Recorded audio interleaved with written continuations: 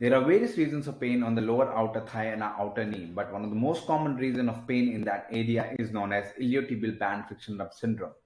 The typical symptoms include pain, tenderness, snapping along the outer lower thigh just above the outer knee joint line. Hi, my name is Ishan Arora from PriMovers.com, which is an online pain and performance rehab platform. In this video, we're going to discuss about what is iliotibial band friction rub syndrome. But before we get started with that condition, it's important to know what exactly iliotibial band is. Iliotibial band is a thick, tough connective tissue that is an extension of two muscles. One, the outer front thigh muscle known as tensor fasciae latae, and in the buttock region, the gluteus maximus muscle. Both of these muscles combine in the outer upper thigh and provide a connective tissue that runs on the outer side of your thigh and attaches just below the outer knee joint line.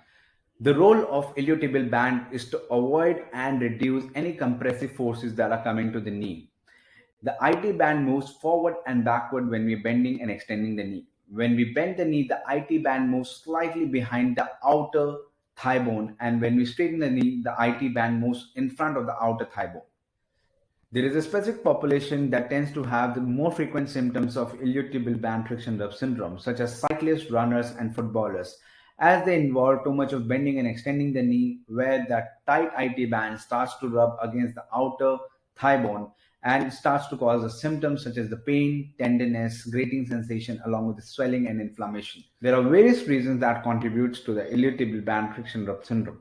The first and the foremost is the limited hip joint mobility, inflexibility of the muscles around the hip and thigh region, along with the weakness in the muscles in the lower body. There are other contributing factors that leads to iliotibial band friction rub syndrome, such as the poor selection of shoes, training on the hard surface, and not recovering enough from the sporting activities. There are various things that you can do today to alleviate the pain associated with iliotibial band friction rub syndrome, such as rest, ice compression on the outer lower thigh and the outer knee area, along with the lower body examination to rule out the areas of imbalances such as the limited mobility, flexibility, and the strength issues, along with reducing the stride length, which is the distance between your feet when you walk, and switching from the hard, high friction surface such as concrete or cement to the low friction surface such as grass.